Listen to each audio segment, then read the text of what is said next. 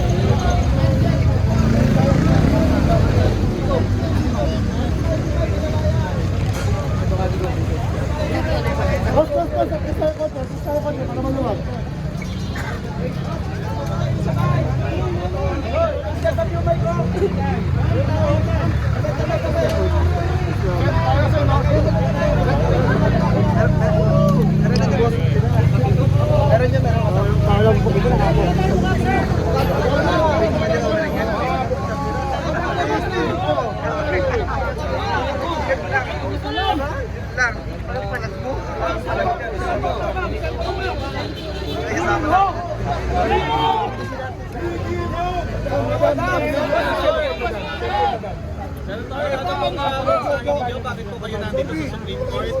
Nandito po kami muli para dalhin po namin sa ating kataas-taas na hukuman ang mga nakalap po namin pirma, mga kababayan po natin na humihiling na sana po ay desisyonan na ng ating mga hukom ng aming panghiling na patungkol po sa ating dating Pangulo na Rodrigo Duterte. May dala po kami ng 304,000 na mga pirma. Kanila na po yung total, bago po ba yan o yan po yung total? Hindi po, bago po ito. Dito ka. Kanila na po. Ito po ang aming tagapagsalita. Yan. Kanila na po yung total yung lahat ng nakakalap.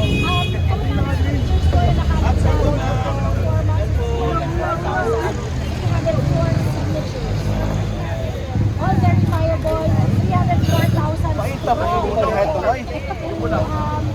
Silang takabotong. The size of the habeas corpus cases. Ay, ba naman ang mic? Duterte siblings.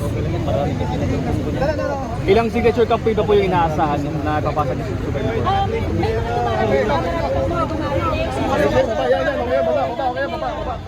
Mga napagandaan namin, mga signatures na isasubmit namin. Marami pang mga dumarating. So darating po ang pag-deliver namin ito, mag-schedule kami na susunod na submission. Pero sa ngayon, wala pa po. Ma'am, this is the third time ipanawagan ba kayo sa Supreme Court? Yes. 304,000 is 304,000. And these people came to us nang walang kapalit, walang ayuda, wala kaming maibibigay. Lahat sila lumapit at umaasa, nakikilos na ang Korte Suprema para ipaglaban ng ating soberanya. Bakit you know your full name? Ito po yung maleta. Tinaas na yung malita. Mabigat talaga. Hindi pera, Hindi po pera to. pera naman.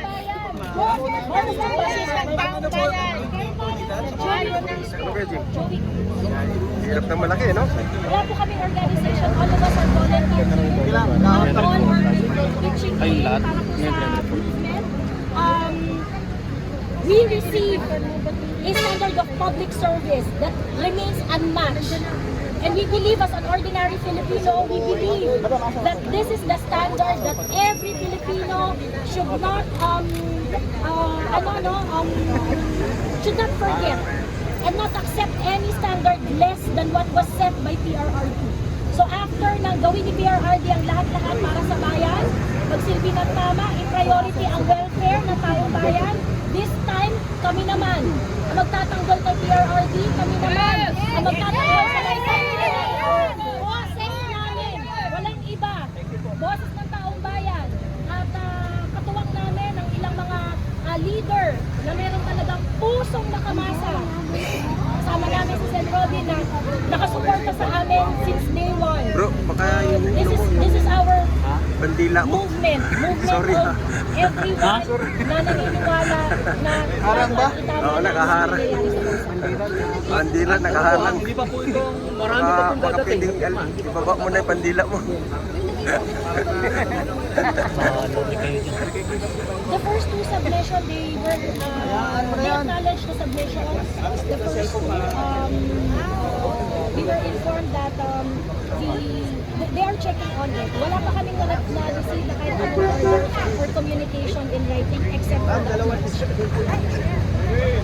Senator, sa tingin niyo ba yung Supreme Court pakikinggan din kayo soon? Dapat po. Opo, yan naman po ay nakasaad sa batas na. Lahat po ng pinapahil dyan, dapat po nila bigyan ng Hindi naman po kayo natatagalan dun sa pagdesisyon ng Supreme Court. Ay, kaya po tayo gumagawa ng ganito para po makapag-desisyon sila.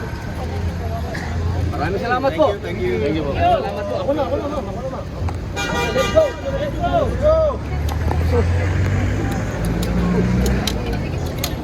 Kung si Idol lang nagbuhat nung maleta guys.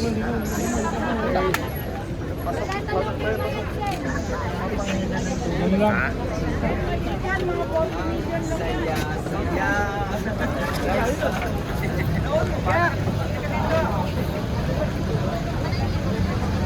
Si Idol Robin Padilla po ang nagdala nung maleta.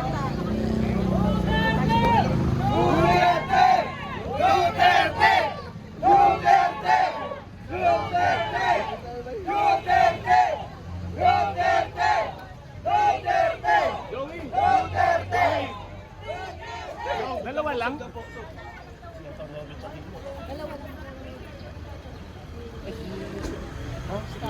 Hi ma'am. Si Mocha Uson guys.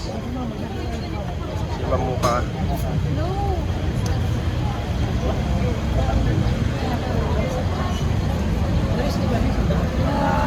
Pagod na si ma'am.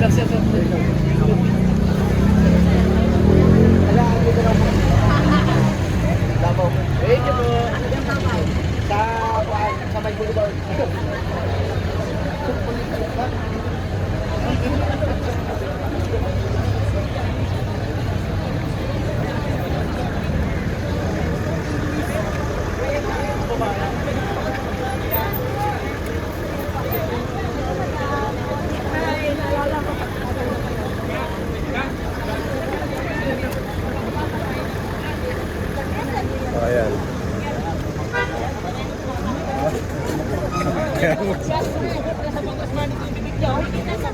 Tabingin na yung bunganga mo, tanga ka pa rin.